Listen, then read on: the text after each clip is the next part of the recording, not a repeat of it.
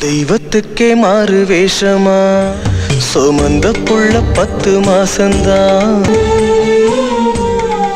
என்னப்பா ஏங்க பெத்த பொழப்ப பத்தியா? ஏங்க இவ்வளவு பெரிய வீட்டை விட்டுட்டு? Halo sahabat, Assalamualaikum. Apa kabar nih? Mudah-mudahan sehat selalu dan senantiasa berbahagia. Nah, pada kesempatan kali ini SLMT TV hadir kembali nih dengan membawakan sebuah alur cerita yang berjudul Siva Kasih.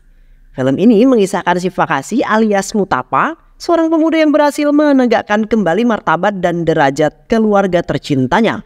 Padahal dulu dia diusir dari rumah saat masih bocil. Penasaran dengan kisahnya? Langsung aja tanpa basa-basi lagi, ini dia alur ceritanya.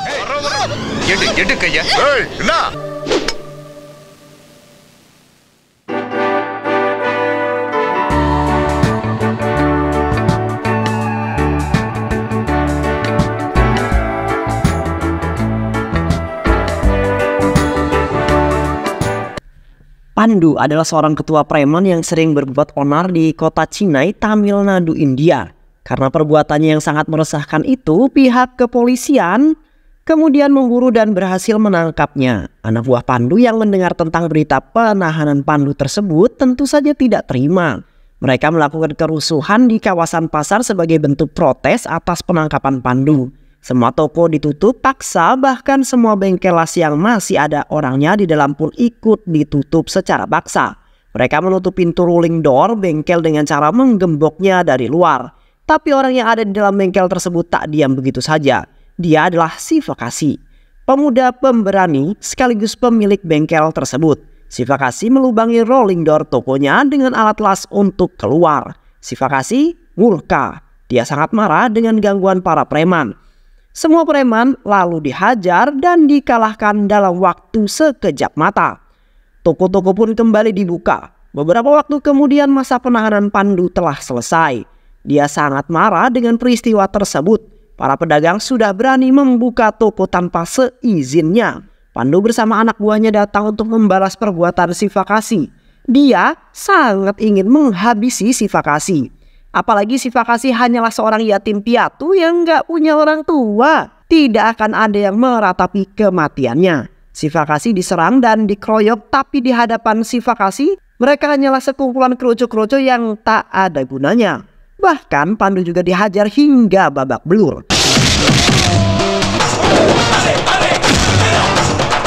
Pandu yang keok kemudian berjanji tidak akan menyentuh dan mengganggu mereka lagi.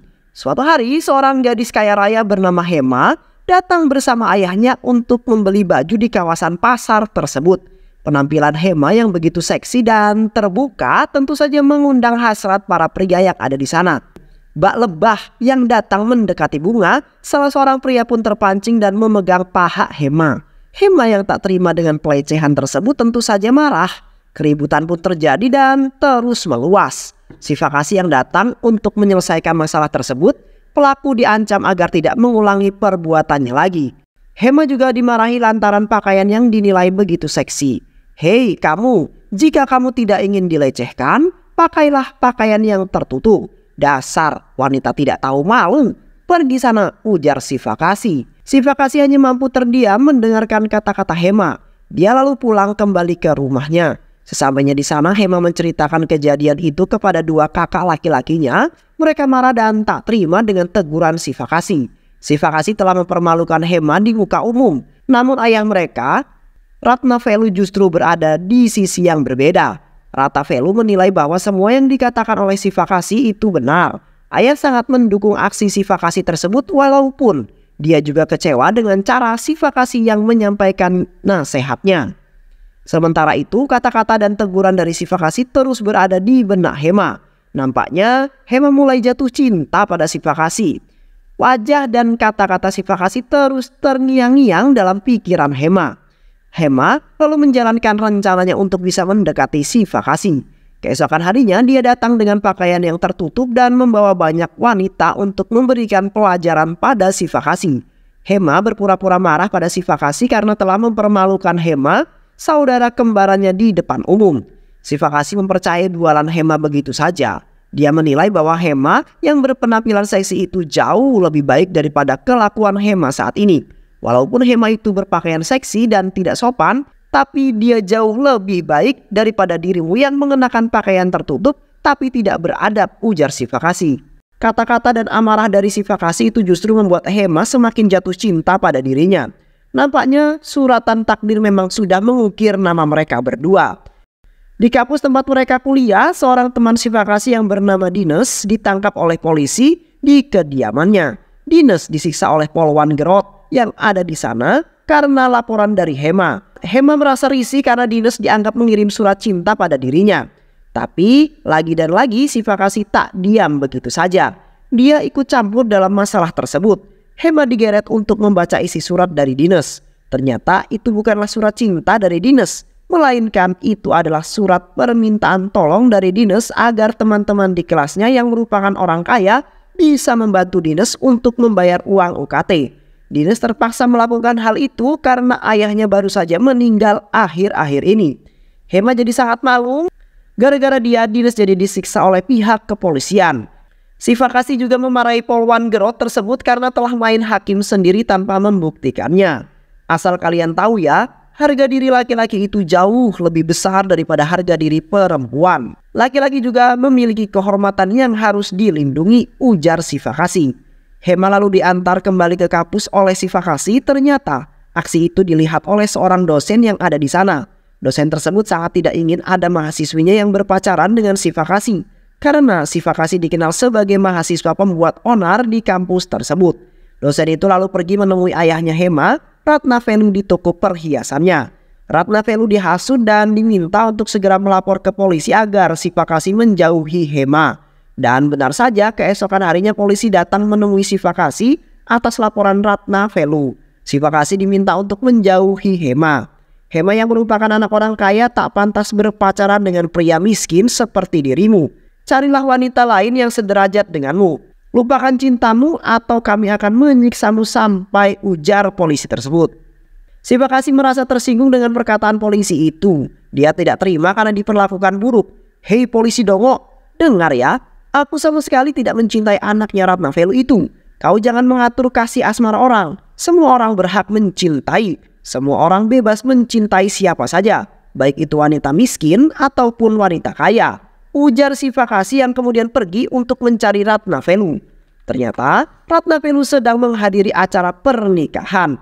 Sifakasi berdiri di hadapan Ratnavelu dan semua orang yang ada di sana.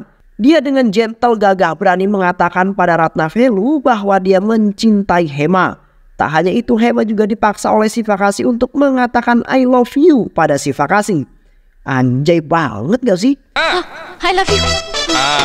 Sifakasi pergi dengan bahagia karena berhasil mempermalukan Ratnavelu. Aksi gentle Sifakasi itu dinilai lain oleh Hema. Dia menganggap Sifakasi serius mencintainya. Hema jadi semakin mencintai Sifakasi. Dia memberanikan diri untuk menyatakan perasaannya langsung pada Sifakasi. Tapi Sifakasi justru menolak cintanya Hema.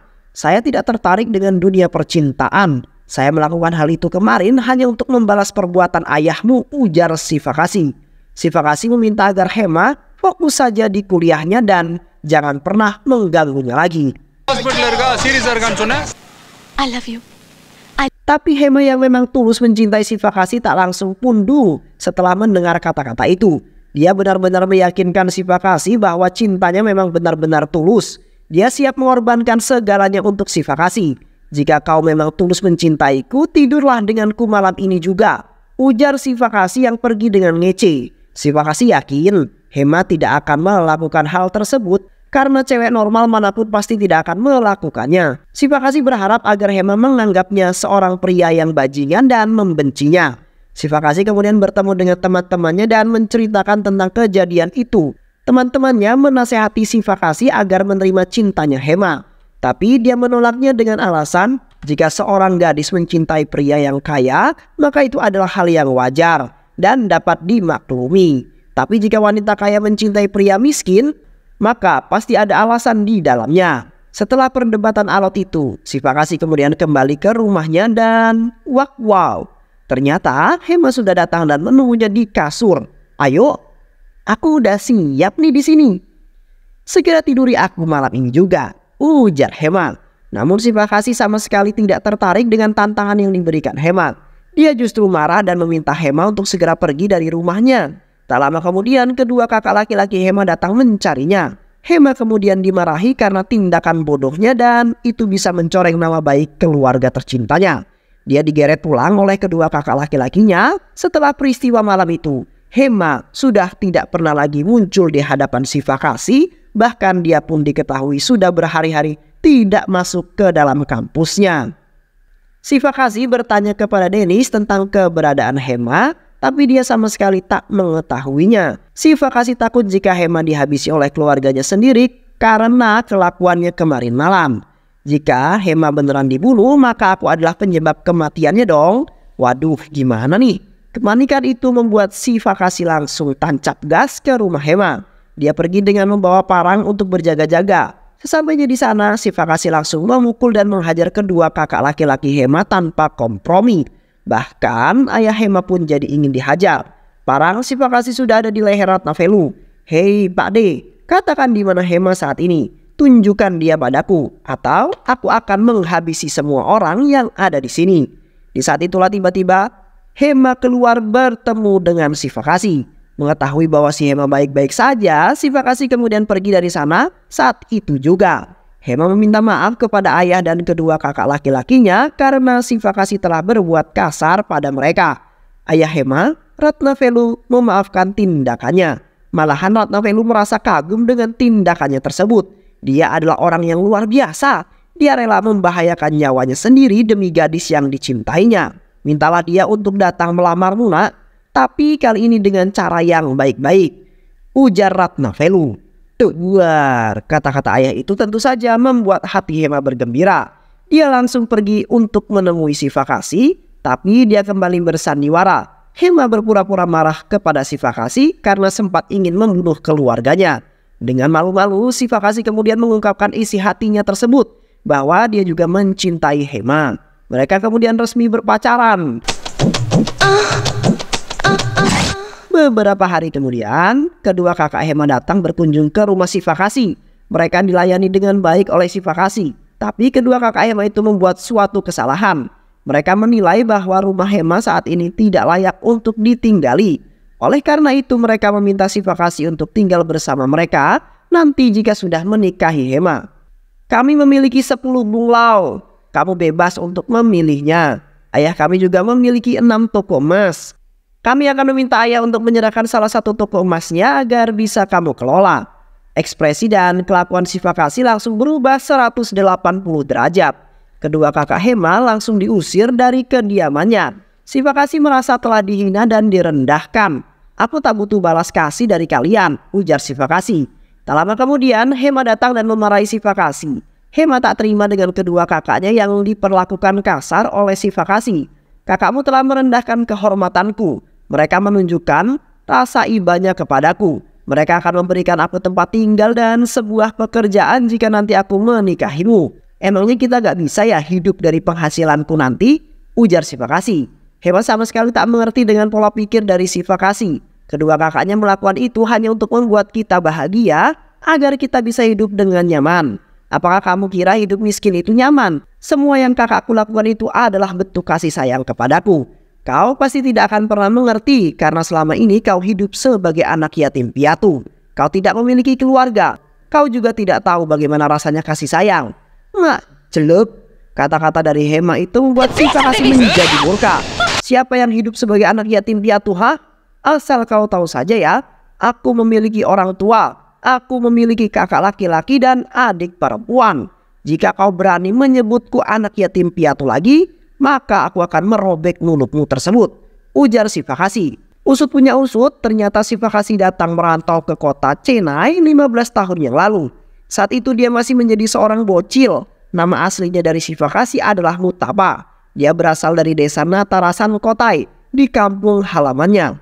Keluarga Mutapa adalah satu-satunya keluarga yang paling kaya raya di sana. Ayahnya Sivakasi juga merupakan seorang tokoh adat yang dihormati. Mutapa hidup bahagia bersama keluarganya di sana. Dia, kakak dan adik perempuannya selalu bahagia bersama. Tapi bagaimanapun Mutapa itu tak berlangsung lama. Karena ulah nakal kakaknya, dia harus menjalani kehidupan yang sulit. Suatu hari, di desa tersebut sedang ada acara perayaan keagamaan. Kakak Mutapa yang bernama Udayapa ingin membuktikan kepada teman-temannya bahwa penari dewi yang kesurupan itu sebenarnya tidak kesurupan. Mereka hanya berpura-pura saja. Udayapa meminta Mutapa agar mau menukarkan petasan miliknya dengan kacamata milik Udayapa. Petasan itu kemudian dibakar oleh Udayapa hingga meledak dan melukai si penari dewi yang kesurupan. Masyarakat tentu saja marah dengan aksi nakal kakaknya Mutapa itu. Namun di lapangan Udayapa malah menuduh Mutapa sebagai pelaku utamanya. Ayah Mutapa langsung memarahi Mutapa. Mutapa sebenarnya ingin menjelaskan semuanya, tapi saat itu kakaknya memelas kepada dirinya. Dia meminta agar Mutapa tidak mengatakan yang sebenarnya. Mutapa yang kasihan kemudian mengatakan bahwa bukan dia pelakunya, tapi disinilah kelicikan Udayapa terlihat. Bohong ayah, bohong. Dia adalah pelakunya. Dia menukarkan petasan miliknya dengan kacamata milikku. Lihat saja, di sakunya itu ada kacamataku sebagai buktinya. Mutapa tidak bisa membela diri. Ibu dan adik perempuannya yaitu Fairam memohon agar Mutapa tidak dihukum. Bahkan penolakan ibunya itu sampai membuat gelangnya copot, tapi sang ayah tidak peduli itu semua. Mutapa dicambuk dengan sabuk dan diusir pergi dari desa itu. Itulah awal dari Mutapa kecil yang kini dikenal sebagai Sifakasi. Sejak insiden pengusiran itu, Sifakasi sama sekali belum pernah kembali ke kampung halamannya. Jadi sekarang kau paham kan kenapa aku berlaku kasar kepada kakak-kakakmu? Keluarga aku itu sangat kaya. Aku sama sekali tidak membutuhkan harta dari kalian. Aku merasa seperti gelandangan saat kakak-kakakmu menawarkan rumah dan toko emasnya. Itu ucap Sifakasi mengakhiri ceritanya. Setelah mendengar itu semua, Hema meminta Sifakasi untuk pulang dan melihat kampung halaman beserta keluarganya. Mereka pasti sangat rindu padamu, ujar Hema. Hema pun mengancam tidak akan mau menikah dengan Sifakasi jika keluarga lengkapnya tidak datang. Setelah berpikir cukup lama, akhirnya Sifakasi memutuskan untuk kembali ke kampung halamannya. Dia kembali ke rumah tempat dia dilahirkan dengan membawa gelang ibunya, sabuk sang ayah dan kacamata kakaknya. Sesampainya di sana, Sifakasi melihat baliho besar yang terpampang di depan rumahnya. Itu adalah baliho Udayapa yang akan menyalonkan diri sebagai anggota Dewan Rakyat alias MLA. Sifakasi masuk ke dalam rumah untuk bertemu dengan Udayapa, tapi dia sedang pergi ke rumah mertuanya. Sifakasi sangat terkejut ketika mengetahui bahwa ayahnya sudah tiada.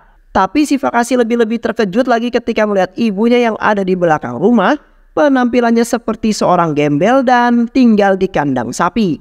Padahal dulunya sang ibu selalu berpakaian mewah dan terlihat cantik bak seorang ratu.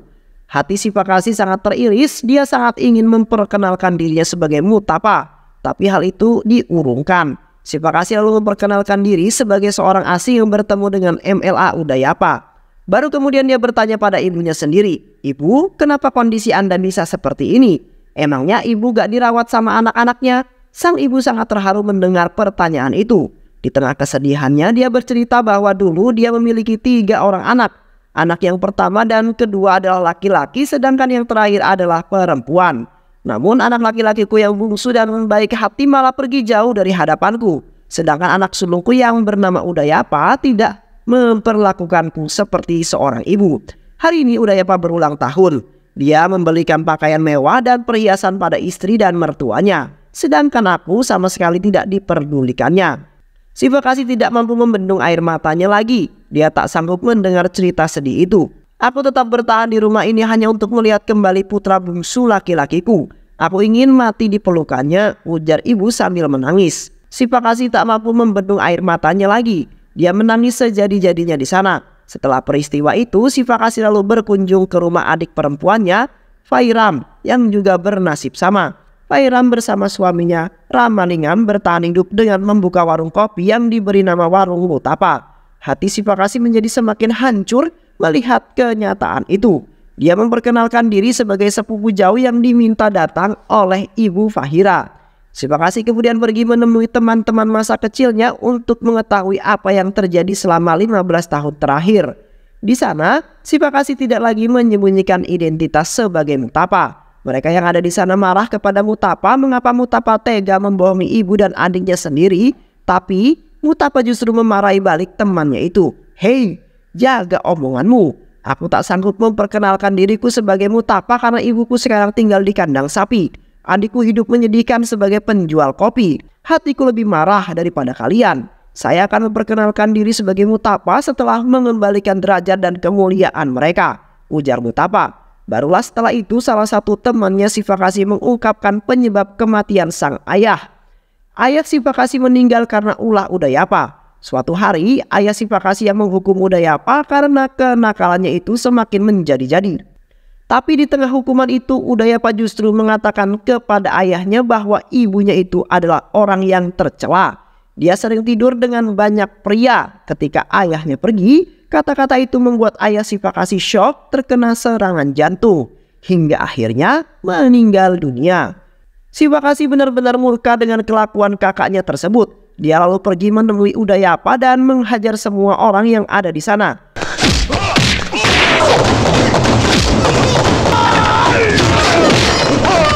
Dia mengincar dan mendekati Udayapa. Sifakasi mengaku bahwa semua ini dilakukan karena Udayapa sudah memperkosa istrinya. Istriku yang depresi kemudian mengakhiri hidupnya sendiri. Tapi sebelum itu dia telah menjelaskan semua di kertas wasiat ini. Udayapa yang tak ingin nama baiknya tercemar kemudian menawarkan barter kepada Sifakasi. Aku akan memberikanmu uang 1 juta rupiah jika kau memberikan kertas wasiat itu. Udayapa ingin memusnahkan kertas itu agar tidak ada bukti yang tertinggal. Sifakasi lalu menerima tawaran itu. Dia pergi dari sana dengan penuh bahagia. Dia membawa uang 1 koper dan berhasil membodohi kakaknya. Ternyata surat wasiat yang diberikan oleh Sifakasi hanyalah surat kosong belaka. Beberapa hari kemudian Udayapa berniat untuk menjual pabrik milik ayahnya sendiri. Pengacara mengatakan kepada calon pembelinya bahwa tanda tangan adiknya yaitu Mutapa sebagai ahli waris tidak diperlukan karena sudah meninggal dunia. Tapi Sifakasi kembali datang untuk mengacau. Dia meyakinkan calon pembeli itu jika adiknya Mutapa masih hidup, maka dia bisa saja menuntut sang pembeli. Akhirnya sang pembeli mengurungkan niatnya untuk membeli perusahaan itu. Dia akan membeli perusahaan itu setelah Udayapa membuktikan bahwa adiknya itu adalah benar-benar sudah meninggal dunia. Tak lama kemudian orang-orang bayaran Udayapa datang dengan membawa mayat yang dikira Mutapa. Udayapa berpura-pura sedih sedangkan ibu dan adiknya menangis histeris karena mengira bahwa itu jenazah Mutapa. Sifakasi kembali datang untuk mengacau. Kali ini dia beraksi dengan menyelipkan surat ke dalam kantung baju mayat yang dikira Mutapa. Sifakasi lalu menyerahkan surat itu pada masyarakat untuk dibacakan. Ternyata mayat yang diduga Mutapa itu berwasiat agar seluruh harta warisan yang menjadi haknya disumbangkan ke panti asuhan. Udayapa yang tak ingin hal tersebut terjadi, akhirnya mengatakan kepada semua orang yang ada di sana bahwa jasad itu bukanlah jasad Mutapa. Fahiran marah melihat kelakuan kakaknya itu. Kamu sudah menyakiti aku dan ibu. Kamu membuat hidup kami menderita. Kini kamu berniat untuk menghabisi Kak Mutapa. Apa kamu sudah gila ya? Ujar Fahiran. Kata-kata itu membuat Udayapa menjadi kesal. Dia ingin memukul adiknya itu. Tapi Sifakasi tak diam begitu saja. Dia mengancam akan memotong tangan Udayapa jika berani memukul Fahira. Tidak ada masyarakat yang menentang ancaman Sifakasi tersebut. Malah seluruh penduduk desa menyalahkan Udayapa karena bersikap kasar kepada adiknya sendiri. Akhirnya Fahiran pun dilepas. Udayapa menanyakan identitas Sifakasi yang sebenarnya. Mengapa kau selalu ikut campur dalam urusan keluargaku? Sifakasi mengaku tujuannya semata-mata hanya demi uang. Kini sudah tiba saatnya pemilihan wakil rakyat atau MLA dari desa tersebut. Udayapa mendaftar sebagai calon independen tanpa perlawanan. Tapi tak lama kemudian Sifakasi kembali berulah. Kali ini dia datang dengan membawa kejutan. Dia membawa Fahiran untuk maju menjadi wakil rakyat atau MLA. Sifakasi akan menggunakan uang 1 juta rupiah itu sebagai dana kampanye dari Fahiran. Aktor terpopuler Tamil Rajin Han pun didatangkan ke acara kampanye. Udayapa yang tak mau kalah juga mendatangkan artis Nayantara yang terkenal. Tapi Sifakasi dengan cerdik menyabotase acara tersebut. Nayantara yang seharusnya mengkampanyekan Udayapa malah tanpa sadar mengkampanyekan Fahiran. Udayapa benar-benar penasaran siapa sih sebenarnya Sifakasi ini. Di saat yang bersamaan tiba-tiba Hema datang ke rumah untuk mencari Sifakasi. Hema yang menyadari bahwa Sifakasi sedang berkonflik dengan kakaknya itu kemudian berbohong tentang identitas asli dari Sifakasi. Saya kemari untuk menemui pacar saya, Sivakasi. Dia adalah sahabat dekatmu Tapa saat di Chennai, ujar Hema. Udayapa mempercayai ubualan tersebut. Kini dia mengerti mengapa Sivakasi selalu menghalangi rencananya. Hema dan yang lainnya kemudian disandra oleh Sivakasi dan dibawa ke tempat Sivakasi berada. Saat itu Sivakasi sedang berada di rumah Fahiran. Ibu Sivakasi pun dihadirkan. Udayapa yang mengancam akan menghabisi ibunya jika Fahiran tak segera mengusir Sivakasi dari desa ini. Ibu Sivakasi lalu dicekik. Sivakasi marah dengan kelakuan Udayapa itu. Dia tidak hilang akal. Dia mengambil sebuah besi panas dan menjojorkan ke tangan Udayapa. Tangan Udayapa terluka dan melepuh. Udayapa memerintahkan anak buahnya untuk segera menghabisi sang ibu jika Sivakasi kembali melawan. Untuk menyelamatkan nyawa ibunya, Sivakasi akhirnya mengalah. Dia membiarkan dirinya dipukul, ditendang, dan disiksa oleh Udayapa. Fahira yang tak tahan melihat meminta Sivakasi untuk segera pergi dari sana. Dia memohon kepada Sivakasi, ini semua demi keselamatan sang ibu. Sivakasi akhirnya pergi dari sana, tapi itu hanya akal-akalannya saja. Dia tidak benar-benar pergi dari sana. Diam-diam, Sivakasi datang ke rumah Fahiran untuk menculik Ramalingan, suami Fahiran.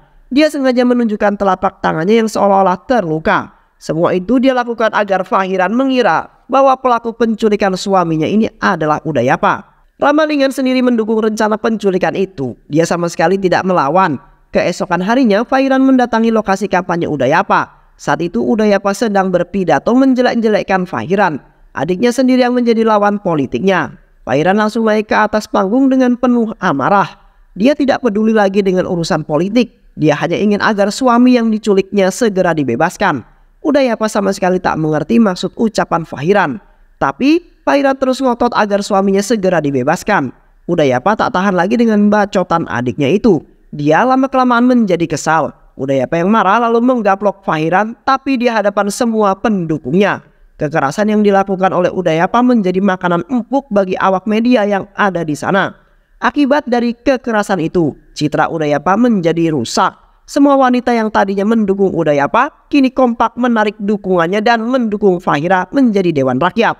Hilangnya suami Fahira menjadi senjata politik bagi Fahira untuk menarik hati simpati rakyat. Udayapa sudah tak tahan lagi dengan situasi yang terjadi. Karena elektabilitas Fahira yang terus melonjak tinggi, Udayapa lalu memerintahkan anak buahnya untuk menghentikan acara kampanye Fahiran. Kerusuhan pun terjadi. Mobil ibu mertua Udayapa yang sedang melintas dihentikan secara paksa. Masyarakat menyiram sekujur tubuh Munggari, ibu mertua Udayapa, dengan kotoran sapi. Munggari hanya bisa terdiam. Sesamanya di rumah, Munggari sangat marah atas penghinaan itu. Dia meminta agar Udayapa agar memenangkan pemilihan itu dengan cara apapun. Gunakan semua uang yang kamu butuhkan. Habisi dan singkirkan semua orang yang menjadi penghalangmu. Tapi jika sampai kamu yang kalah, maka akulah yang akan menghabisimu, ujar mertuanya.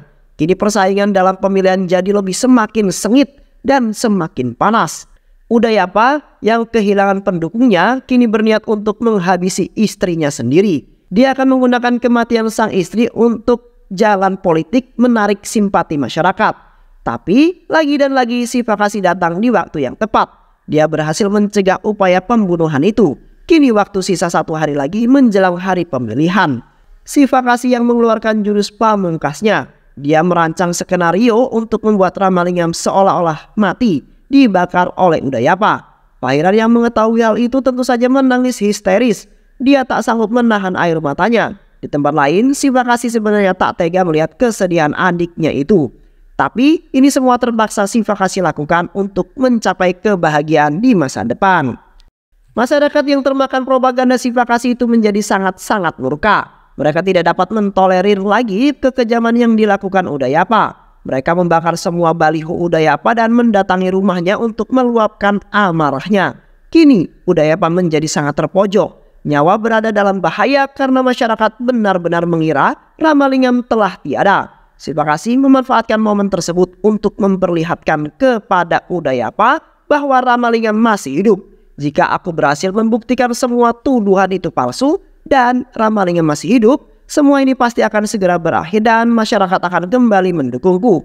Itulah yang ada di benak Udayapa. Sivakasi kembali mengajukan barter kepada Udayapa. Jika Udayapa yang menginginkan Ramalingam, maka dia harus mendatangi surat penyerahan harta dan aset keluarganya menjadi milik Fahiran. Udayapa dengan percaya diri menilai bahwa tanda tangan pasti tidak akan berguna tanpa tanda tangan dari Mutapa. Tapi lagi dan lagi Udayapa kembali ditipu oleh Sivakasi. Ternyata orang yang dikirim oleh Sivakasi dan dikira adalah Ramalingam ternyata malah anak buahnya sendiri. Kini hari pencoblosan telah tiba. Masyarakat berbondong-bondong datang ke TPS untuk memberikan hak suaranya. Singkat cerita, perhitungan suara telah selesai dan pemilihan itu berhasil dimenangkan oleh Fairam. Udayapa tak terima dengan kekalahannya itu. Dia mengincar Sivakasi untuk segera dihabisi. Karena menurut Udayapa, Sivakasi adalah orang yang paling bertanggung jawab atas kekalahannya. Di saat yang bersamaan, istri dari Udayapa, Kayal Fizi, menceritakan upaya pembunuhan dirinya kepada ibunya. Mungari kini menjadi sangat murka setelah mengetahui hal tersebut. Kini Udayapa harus dihukum mati. Di sisi lain, Fairam yang mengetahui dirinya telah menang langsung bergegas menemui ibunya dan menyampaikan kabar bahagia tersebut. Sang ibu sangat senang atas kemenangan Fairam. Kemenangan lebih terasa lagi tatkala teman masa kecil Mutapa datang dengan membawa surat penyerahan harta yang sudah dialihkan atas nama Fairam. Tapi puncak dari kebahagiaan mereka adalah mendengar kabar kembalinya Mutapa. Kedatangan Mutapa disambut dengan sangat meriah. Dia datang dengan menaiki mobil yang dibuat menyerupai mobil pengantin. Mutapa turun dari mobil dengan penuh senyuman. Ibu dan adiknya Mutapa hanya bisa menangis terharu melihat kehadiran Mutapa. Mereka tak pernah mengira jika Sivakasi yang selama ini membantu mereka ternyata adalah Mutapa. Mutapa memasangkan kembali gelang ibunya yang telah dia bawa sejak kecil. Tanpa banyak basa-basi lagi, ibu dan adiknya langsung memeluk Mutapa dengan erat. Mereka sangat merindukan kehadiran Mutapa. Tapi tiba-tiba Udayapa datang ke sana untuk mencari Sivakasi. Dia memerintahkan semua anak buahnya untuk segera menghabisi Sivakasi. Tapi di saat yang bersamaan, Mungari dan orang-orangnya datang untuk menghabisi Udayapa. Perkelahian pun terjadi antara pihak Udayapa dengan pihak mertuanya sendiri. Orang-orang Udayapa berhasil dikalahkan, bahkan Udayapa berhasil ditangkap. Mungari kemudian datang dengan membawa parang untuk menghabisi Udayapa. Ibu Mutapa yang melihat hal itu meminta Mutapa untuk segera menyelamatkan Udayapa, kakaknya sendiri. Karena mau bagaimanapun juga Udayapa adalah kakak kandung dari Mutapa. Mungari sudah mengerahkan parangnya untuk memenggal kepala Udayapa, tapi Mutapa berhasil menghentikannya. Mutapa sekali lagi kembali menyelamatkan kakaknya dari masalah yang dia buat sendiri. Mutapa melawan semua anak buah Mungari sendirian dan berhasil mengalahkan semua.